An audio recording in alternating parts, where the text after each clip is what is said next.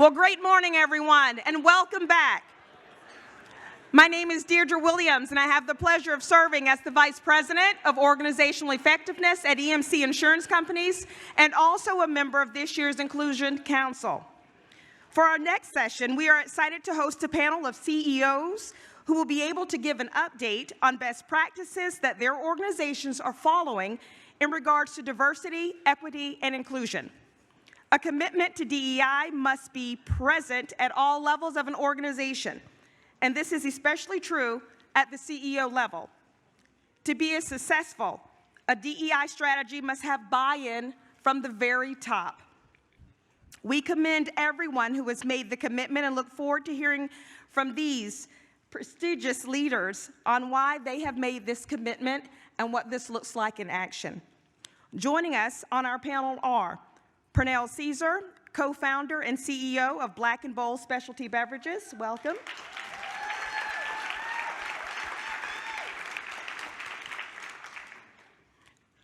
Next, Dr. Tony Coleman, President and CEO of Broadlawns Medical Center.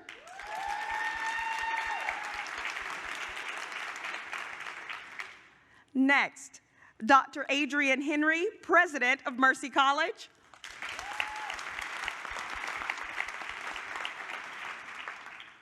Next, Dr. Eric Pruitt, Superintendent, Ankeny Community School District.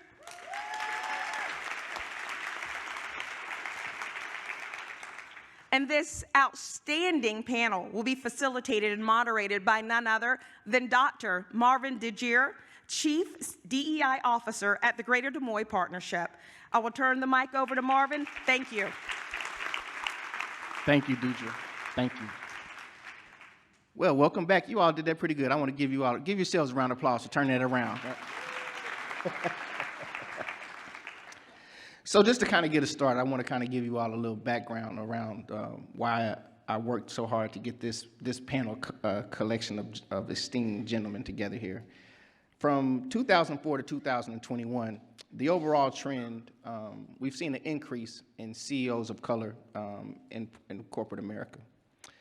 For the Latinx community, for CEOs, we've seen them more than double from about 9 in 2004 to 20 in 2021. For Asian Americans, it is more than tripled from 12 to 40 over this same span of time. However, Black CEOs remain the same, just going between 4 to 7 over the past 18 years. As a matter of fact, we just have currently 6 CEOs in Fortune 500 companies today. So that's one of the reasons why I wanted to make sure that you all could see what this leadership looks like and the things that they bring to the table. So we're going to jump right into it. We got a couple questions for them, and we're going to get this thing rolling. So the first question is, gentlemen, and again, thank you all for taking the time out of your busy schedules. Trust me, to get these 4 on the stage was some work. The first question is, how have you grown on your own personal DEI journey over the course of your career? You know, going through the things just to rise to the level to be a CEO today in your respective industries. And Dr. Coleman, you want to get us started? I need a mic. There you go. There we go. I'm saying I need a mic. Everybody has a mic except for me and Pernell. What's up with that? No. First of all, thank you to the Greater Partnership for this opportunity. It's a pleasure to be able to share my journey and speak my truth and live my passion. So what I'll say about my DEI journey, first of all, I've got to take a step back. And when we talk about DEI, if you listen to the sound bites and you listen to the media, they'll have you thinking that DEI is black against white, and blacks don't like whites, and whites don't like blacks. And that is a total farce. DEI is not an or proposition. It's not this or that. It's this and that. It is elevating everyone to the same level. That's the premise of equity. It's understanding that we all start from different levels, different points. I talk about it in terms of us being in the water. Some of us have our heads above the water. Some of us are just below the surface, and some of us are drowning. So when we talk about equity, we have to understand that it's not about equality, which is what this country should have been or what they say it's founded on. It's about equity, first of all. Second of all, it's not just about ethnicity. It's not about black, white. equity and diversity, there are so many lenses, but we talk about equity and diversity in the gender sense, in the sense of sexual orientation, from a disability perspective, from generational differences. So for me, when I started my DEI journey way back, it was a black and white thing for me. I was working in a rural hospital in Union, South Carolina, and I saw that African Americans were dying of completely preventive diseases at a higher rate than others. And that's when I became connected with my passion to pursue health equity and achieve health justice. But as I started learning about equity, that's when I realized that it's not, when you talk about health inequities, it's not just married to ethnicity. There are women who don't receive the type of health care that they deserve. Because quite frankly, the majority of healthcare CEOs are men. And I'm a man, and I'll always be a man, and that means that I will never know what goes on in the heart or the mind of a woman. But I've got to know what I don't know. And I have to overcome that by having women beside me, trusted partners that can help me understand what's going on, especially in a hospital, because in my business, people die every day. Every single day, somebody dies. And so I've got to make sure that I know what I don't know, and I keep people next to me that help me understand. So a long answer to a short question is, over time, my journey, my aperture has simply widened.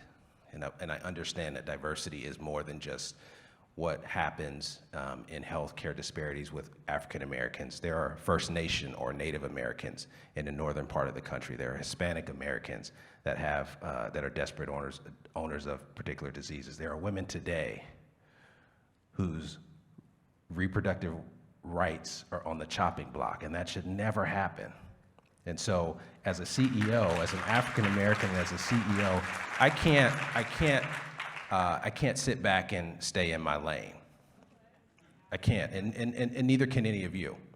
So for me, my walk in diversity and my awakening and my knowledge of diversity was knowing what I don't know, widening my aperture, and making sure that I have people beside me, standing right beside me, that can help me understand the issues that are very important to my industry.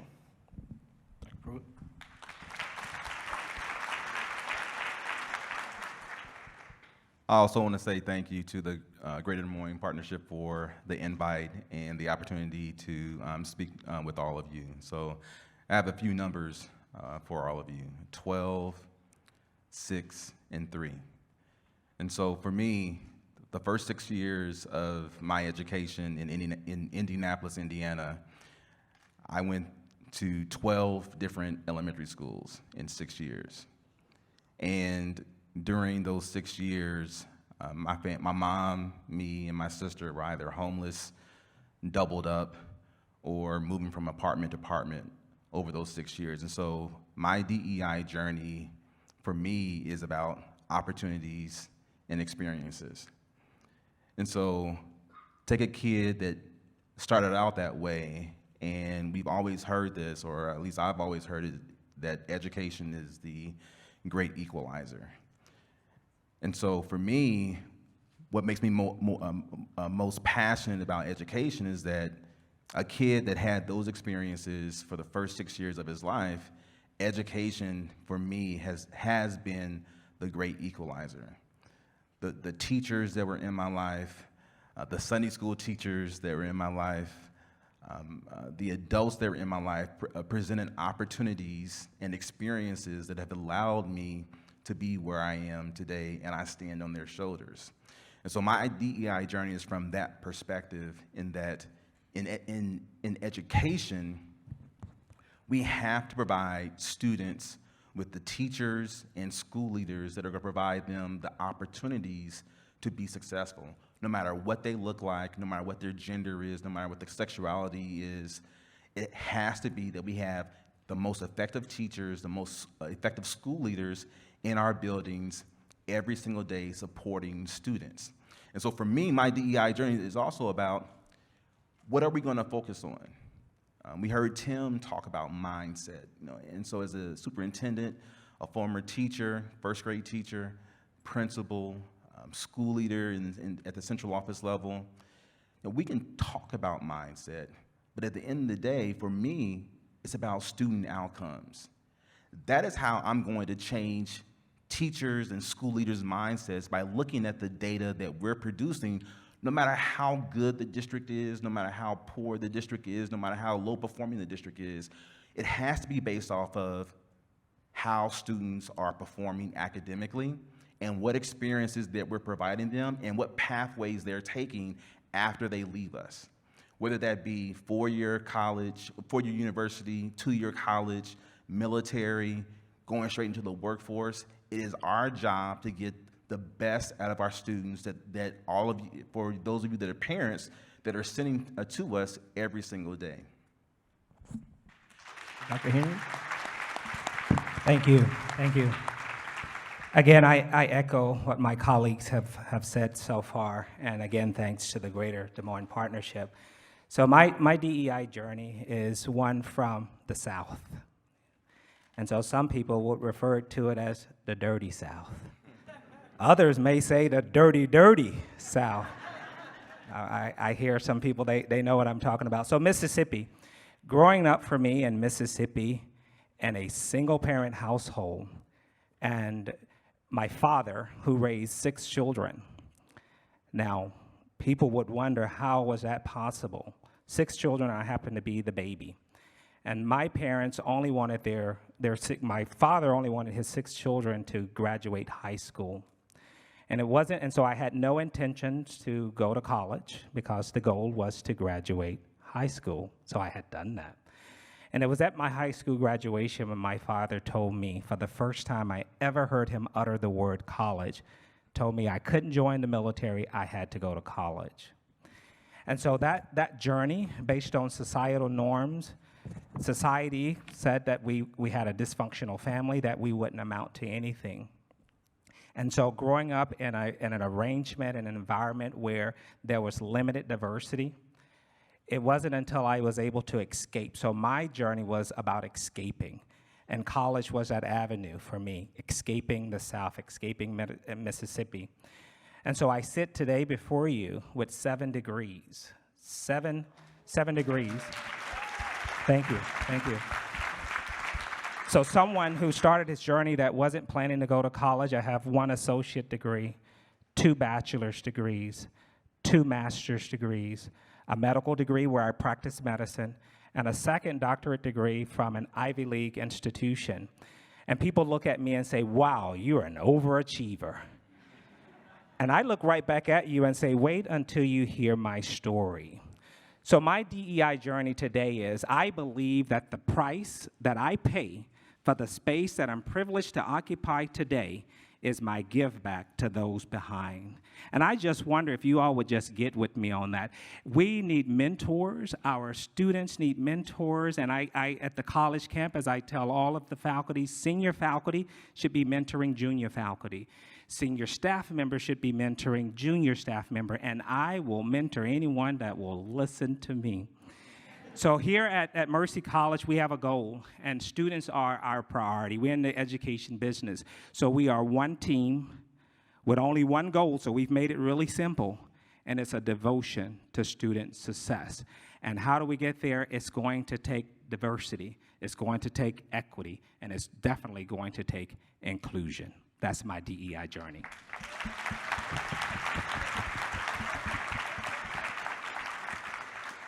I, too, want to thank the Greater Des Moines Partnership for allowing me to take space here, as well as Dr. Desir.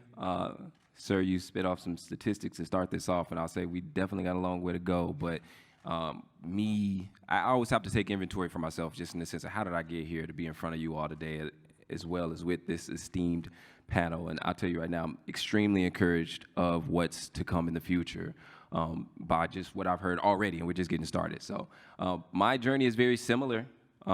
In the sense of being raised in Gary, Indiana, from a single widowed mother and disabled mother as well. She was diagnosed with Huntington's disease at the age of 30 and lived until she was 52, which was a disease that kind of plagued my family prior to myself as well.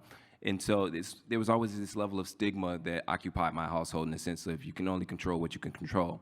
And I was fortunate to be a first-generation college attendee, and career professional along that way. And just from, fun fact, I guess, in 2000, Gary, Indiana was the densest black population in America. And I found my way moving to Iowa by way of the University of Northern Iowa. A similar storyline for me, where my grandmother, there we go Panthers. But my grandmother, who stepped in to help raise my sister and I when my mother wasn't able to, encouraged me to give college a shot.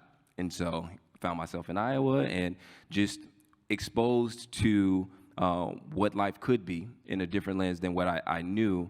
But also, I, for the first time, realized how these societal norms kind of put us in a box and also level sets the expectations that the world kind of already has for us. And so I'd say my journey is very much in the sense of breaking stigmas and enlightening people on how much potential they can possibly own if they are introduced to it. And so professionally, I've occupied spaces in corporate America where representation was my inspiration in the sense of what I can expect from myself, being first timer in those spaces, but also representation and what was missing in the sense of how we overlook the communities of in need in America, and in particular where I most empathize with being an under-resourced youth that had struggles and didn't have resources not to my choice, but to the circumstances I was born into and had to navigate against. And so I look at, we all are empowered, whether we acknowledge it or not, to be a part of the change that we can have in our own backyards. And mentorship is key to that. Representation is key to that. How we are intentional of raising other people up in the room, and also being mindful of our own journey, because this is perpetual work. And so, yeah, that's me. Thank you. Thank you.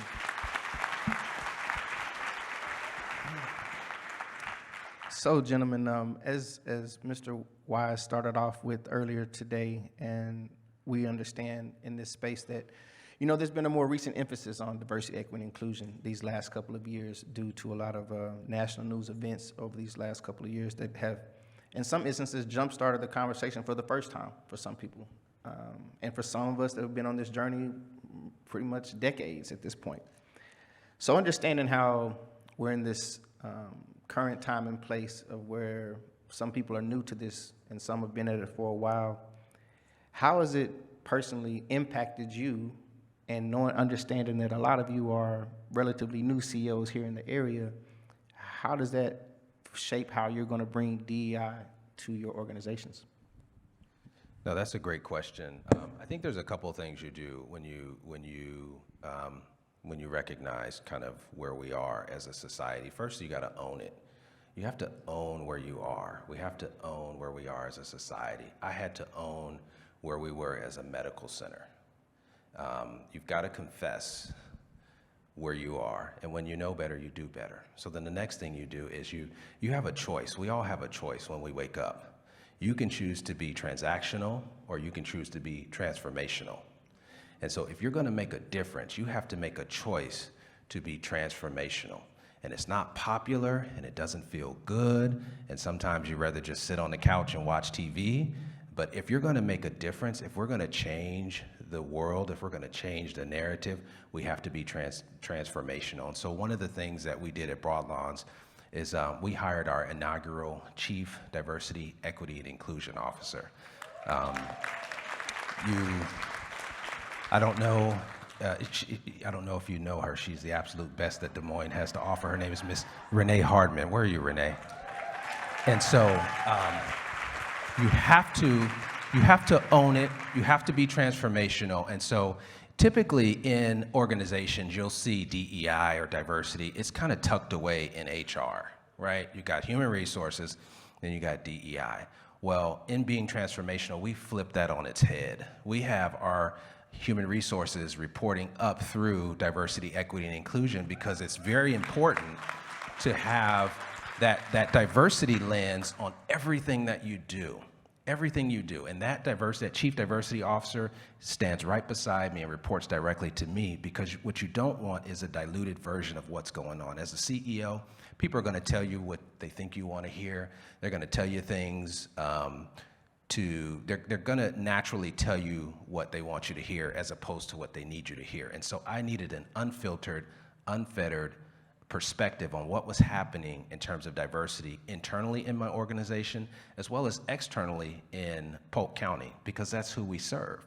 And as far as having HR report up through DEI, we absolutely must make sure that all of our hires, that our cultural competencies, that all of that is coming up through the diversity lens. And again, not just from diversity from an ethnic perspective, but from a disability perspective, from a gender perspective, from a generational perspective, from a sexual orientation perspective.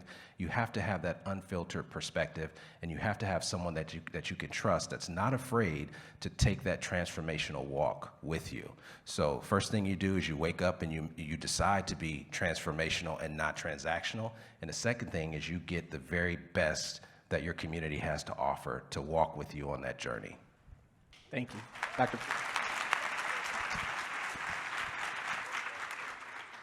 So Tony talked about him having the best chief diversity officer. I think I have the best chief diversity officer.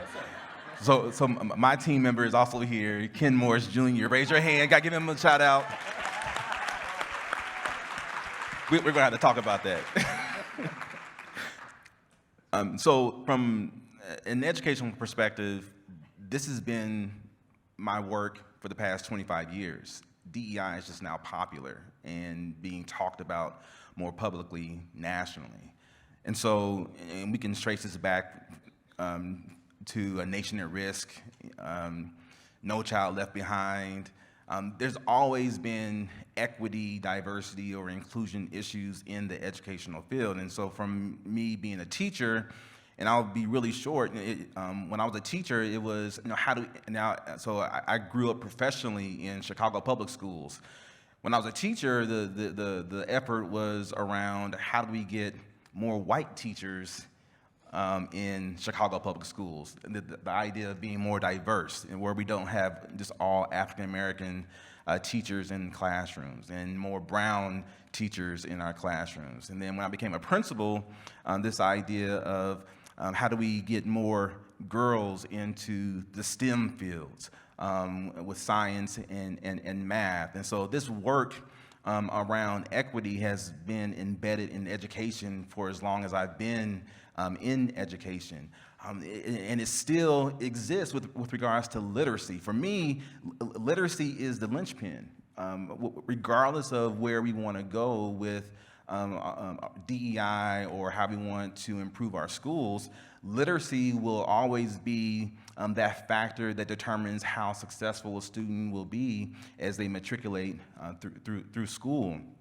The other aspect of my work in my current position around DEI in my current district here in Ankeny is when I first transitioned, part of my transition plan was to get an understanding, because I was told when I was being interviewed that the district wanted to pursue DEI. And I told my board, we're going to put that to the test.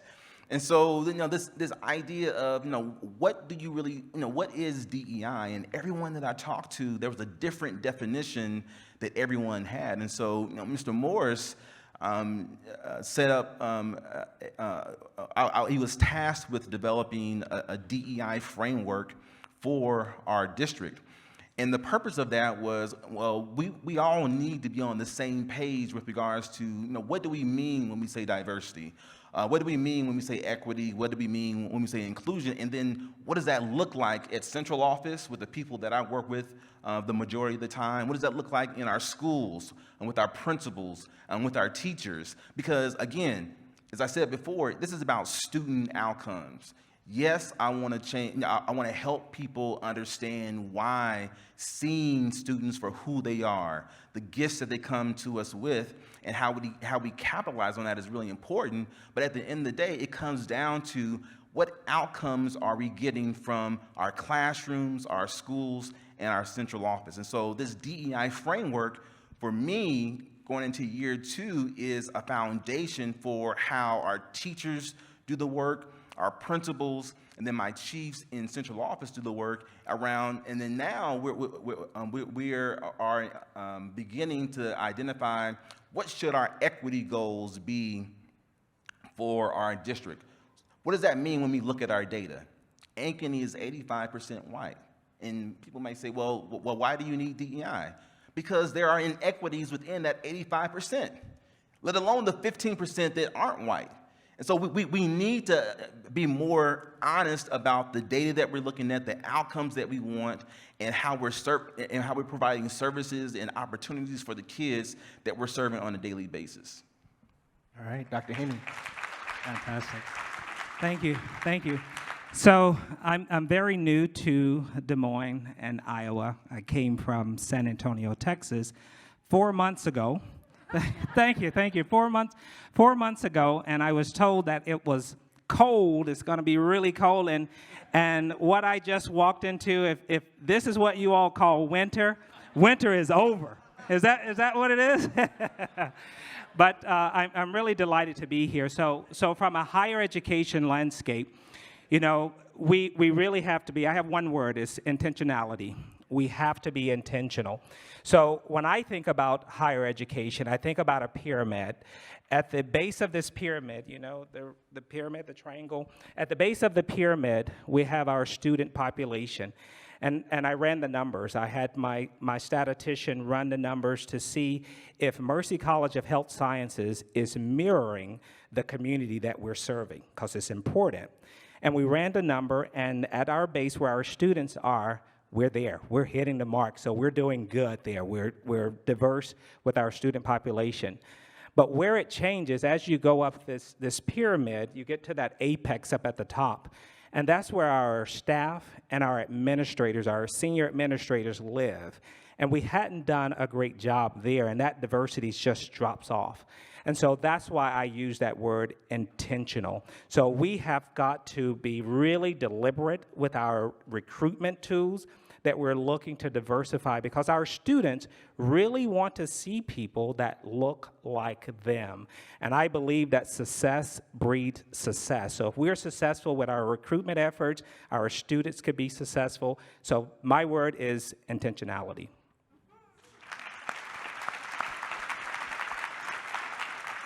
I really hope y'all taking notes, because I wish I had a notepad up here. I'm trying to remember all these gems right now. I'll be brief, I'll be straightforward. You know, we are a small business, a Black-owned business, and a community values-driven business. And let's call it, my life has been always around meeting the moment. And when we talk about national narrative in 2020, and you know let's call it the allyship, the self-identification that manifests itself in corporations and systems, of course, they're all ran by people, right? That's a key piece for us in the sense of we're never going to compromise who we are and what our journey is about. And so when we have opportunities to engage with strategic partners, clients, prospects, all of that, it really comes down to what are your values. And we know we're not going to compromise them. We're willing to meet people where they are. But, you know, as we look at the size of us compared to our peers on the other side of the table or our clients on the other side of the table, it's really a matter of how do we build something that is transformational if we actually look at our common denominator being our values and how we can uplift those, knowing that we are in whatever journey together for the right reasons. And so it's not easy to do as a for-profit company to think that way and to wire yourself that way, let alone retrofit yourself that way. So you have to be committed in your values in order to understand why it's worth it on that journey. And so no matter, transactional versus transformational, I'm saying it out loud so I don't forget it. But I think that's super real. That's super simple to keep in mind as a person in your respective business roles in general. It's just a takeaway to have in the sense of, like, what's your purpose in this moment? And evaluate it and make the right decision. Yeah, and I want to add to, give the brother his claps. But I want to add to what you said about being intentional. You know, when we talk about building our team, right, we have to realize that there's a talent war going on right now.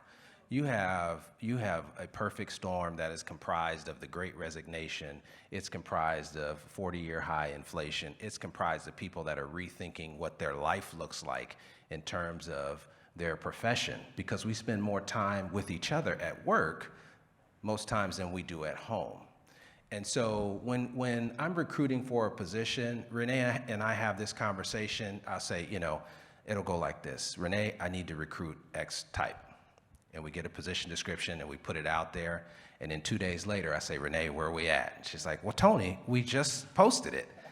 And so what we have to realize, because there's a talent war, we can't just sit back and post a position and wait for people to come. What diversity and equity and inclusion is, it's simply widening the lens. And it's not being passive and waiting for positions to come to us. What Renee and I do is we go out and we actively look for candidates and have conversations and say, hey, here, I'm Tony Coleman, I work at Broadlawns, here's what we're trying to do. We have a position, it looks like you may be a good fit, would you please apply?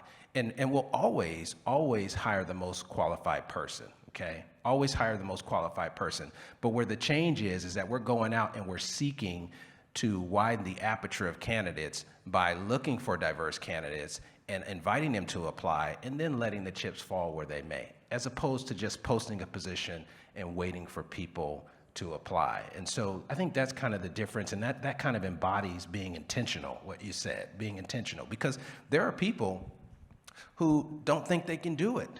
I didn't think, when I went to boot camp when I was 17, I didn't think that I would finish it, but I did it and I finished it. When I was sitting in school studying for my master's degree, I looked at all these people sitting around next to me, and they had all drove up in their BMWs and, coming out of undergrad, and I had just come off a ship. I didn't think I was smart enough to graduate with my master's degree. So we're all our own worst enemies, and sometimes we have to be intentional and give people that push. We have to make that phone call. We have to say, hey, I saw your profile on LinkedIn, and I'd like you to apply for this position. I can't make any promises, but I think you should apply. We have to be very intentional in the way that we structure our teams. Thank you. Wow. So, as you can see, they're getting warmed up on me, and I would love to have spent probably a good hour, 2 or 3 with you all today. But we have to kind of come to a close. So I would like to offer you all just to offer to the audience any final words of wisdom or advice that they can take with them along the way. Even though you've been dropping advice and nuggets along the way, we want to just give you just one final moment to close out with a comment. And I'll start, we'll flip it around. Yeah. Mr. Caesar. Sure. One thing I learned early on is just in the sense of leading with love and remembering that we are human first. And you have to look at from within. Be honest with yourself. But as you do that, it allows you to be more empowered to remind yourself along your own journey that we all are humans. We all are going through our own journey. We're all going through our own discovery. We may not be able to learn what others' journeys are, but we got to remember and take an inventory for ourselves and be humble about that. All right, Dr. Henry. So for me, as a veteran Army vet, I would say mission first, people always. So while I was back in my business school, we did a case study, and I'll make it really short. And the study was out of Yale, and what they found that if I, as an African American, walk into this auditorium, I would have a tendency to walk over to talk with people who look like me, thinking that we had more in common. But the results of that study found the opposite, that we are more like people who don't look like us. So I want to put that plug in for us to just look at people. Because when we begin to share our stories, we'll find out real quick that we don't have to look alike to be alike. That's my closing remarks. All right, Dr. Pruitt. Again, my perspective is through an educational lens.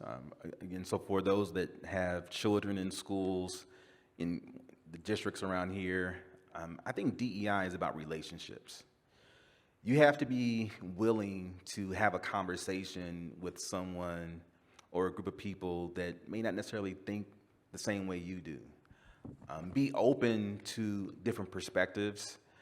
Be open to how we can serve our children at a higher level by looking at how we're using our resources in our school districts and in our schools.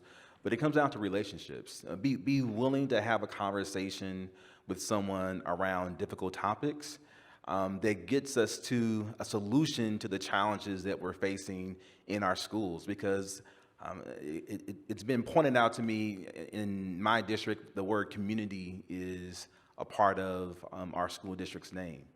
And if we aren't willing to have a conversation and talk with one another, then we really aren't a community.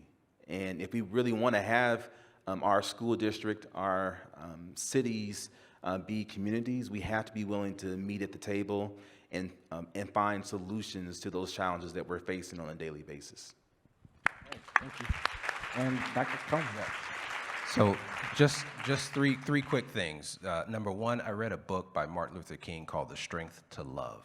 If you get a chance to read that, read that. It's called The Strength to Love. And one of the things that I pulled from that book was to be strong in your head, but be soft in your heart. Strong in your head, but be soft in your heart. Strong in your convictions and understanding and believing which hills you're willing to die on, but soft in your heart in the way that you treat people, especially in our roles, okay, as leaders. And I have to tell myself that every day because I was in the Navy for 20 years and it was more like you just do and you think later, right? But, you know, so diplomacy is a daily walk for me. So that's number one. Number two is another quote from Martin Luther King Jr.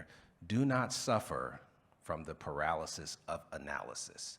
Sometimes we can sit and think and roll things over and mull things over, and by the time it's time to act, that moment has passed. Do not suffer from the paralysis of analysis. And number three, choose progress over perfection. You're gonna fail, you're gonna make mistakes, that's okay, but choose progress over perfection. Wow. All right. Well, gentlemen, let's give another round of applause for this great panel. Thank you.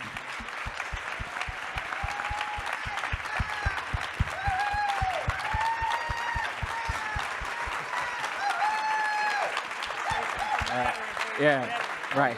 Oh, yes. And for all the veterans upcoming, happy Veterans Day for all the veterans we have on the stage. And Yeah, those go Navy, audience. go Navy. Yeah. All right. Go Army. And we're now going to transition to the next panel. Marines. Oh, wow. Here we go. They have to, all right, I'm going to have to take That's the the mic. Department of the Navy, by the way. I'm going to have to cut the mic. You started something, you started something.